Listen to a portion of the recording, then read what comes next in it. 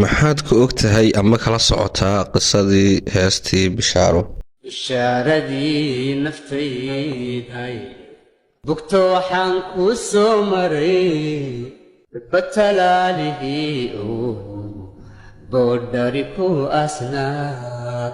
asalaamu calaykum waraxmatullaahi wabarakaatu. soo dhowaada asxaabay, kusoo dhowaada janaalkeena Gariyaan Media. maanta waxaynu soo gudbin doonaa qisada heestaasi. xilli subaxa hawaduna rooban tahay, waxaa jira qabow. waa xilli dadka waaweyni ay u kala hayaan shaqooyinkooga, halka ardayduna ay u kala hayaan iskuullada. subaxaas qabowga jira awgii waxaan jeclaan lahaa inaan iska jiifo oo aanaan tegin iskuulka, laakiin maalinkaasi oon exaam lahayn waan ka joogi kari waayey iskuulka. markii aan ka soo baxay guriga aan socdo muddo lagu qiyaaso 25 daqiiqo, anigoo oo igu jiro cajis iyo cagajiid aan ka cagajiidayo tegista iskoolka, ayaa waxa mar keliya sida qorraxda ii qabatay bishaaro. waxaan xasuustaa maalinka dharkii ay xidhnayd oo ahaa 2 shay oo isku eeg oo wada casaana.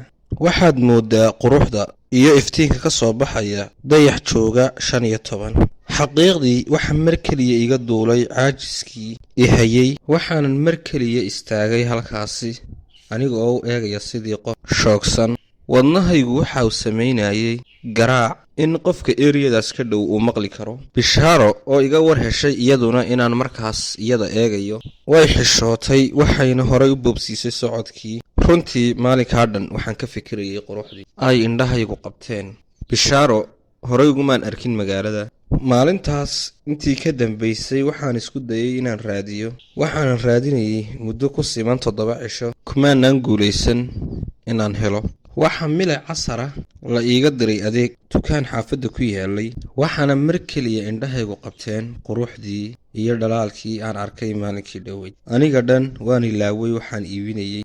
mar waan naxay, marna waan farxay. dukaankii dib ayaan uga noqday, waxaanan istaagay dibadda aniga oo isku canaananaya maantaya ku dhaafin. bishaaro waxay ka soo baxday dukaankii markii ay ka soo dhammaystay danteedii. waan la hadlay, waa qof furfuran, dhoolla caddayn badan. si fiican ayay ii soo dhoweysay, ilana hadashay. waannu isbarannay. waxay ii sheegtay inay magaalada ku cusub tahay, ayna gasho eeriyadan ii dhow.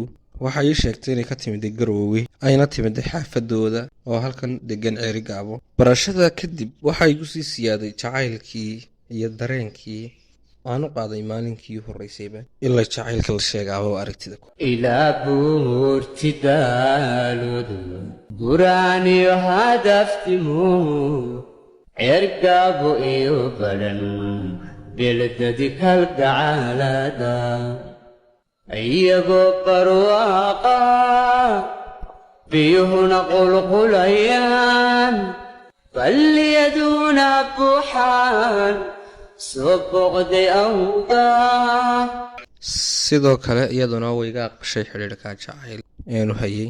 waxaan bilownay inaan kulanno xilliyada habeenkii aan ku kulmi jirnay meel darjiin oo xaafadooda u dhow.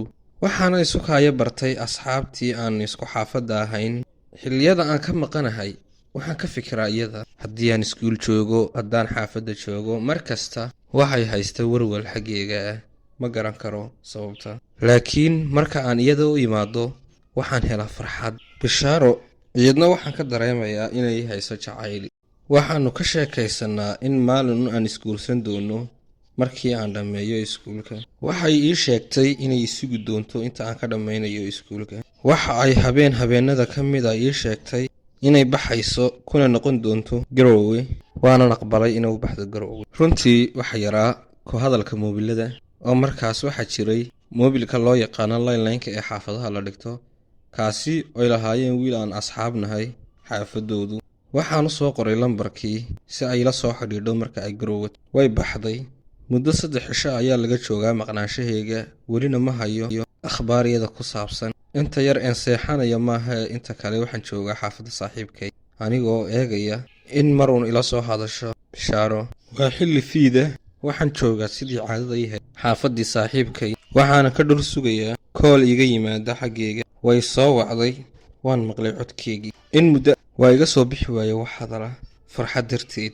waxay ii sheegtay inay nabad qabto, ay tagtay Garoowe. ayna hadda ii heshay wakhti si ay ila hadasho. wada sheekaysi dheer kadib waan kala dhignay taleefankii anigoo aad u faraxsan. markii laga joogo maqnaashahayga muddo bil ah ayaan waxaan warar hoose ku maqlay in Bishaaro la guursanayo wiil faamilkeyga ah kaasi oo ka yimid qurbaha. runtii waxaan ahay qof wax jecel waan iska indha tiray, markastaaliyana waan beenayn jiray warkooga. ilaa maalin maalmaha ka mid ah annagoo wada hadlayna Bishaaro ay ii sheegtay inay baxayso ayna tegayso Muqdisho. markii aan weydiiyey sababta ay u tegayso si cad waxba iguma sheegin, laakiin waxay ii sheegtay in wiil faamilka ah uu ku soo degayo halkaas ayna u tegayso si ay ula kulanto. halkaas waxaa iga cadaaday wararkii aan ka maqliyeyso. waxaan isku dayay inaan weydiiyo wararkii aan suuqa ka maqlay. way xanaaqday waxayna ii sheegtay inaanan ku kalsoonayn. waxay igu jirtay taleefoonkii. bishaaradii naftaydi ballaana naxdi u galay weligay ma beenay uma laga boglayro. mar keliya ayaa waxaan arkay anoo cidlo taagan. ma jirto meel aan kala xidhiidho, ma jirto cid aan weydiiyo. anigu waan yarahay weli, hadda unbaa dhigtaa dugsi sare. weligay kamaan bixin Ceerigaabo iyo gobolka Sanaag. ma garanayo meel aan ugu hagaago. waxay haya jacayl daran. muddo laga joogo 2 toddobaad anigoona seexan, habeenkii dharaarta suuqay mid yihiin. waxa mar keliya ii soo dhacay akhbaar igaga xun wax walba. waxaa la ii sheegay in Bishaaro tagtay Muqdisho kuna aqal gashay wiilkii ay faamiliga ahaayeen.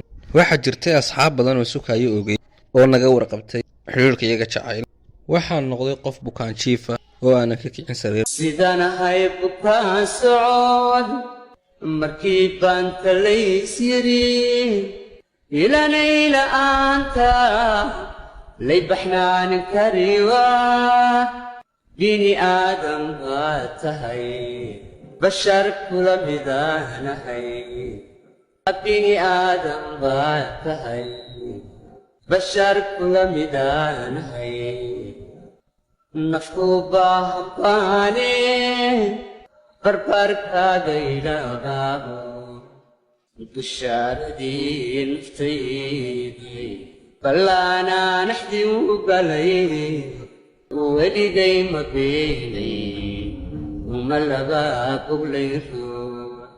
belbeelkan iyo naartani bixisadan ku haysiyo waa maxay badweyntay ku boqray habbaayicin ha iska dhigin biraan jabin uraan la mari karin benna ha iska dhaadhin. Bishaaro waan waayey, jacaylkaygii halkaasi ayuu ku burburay.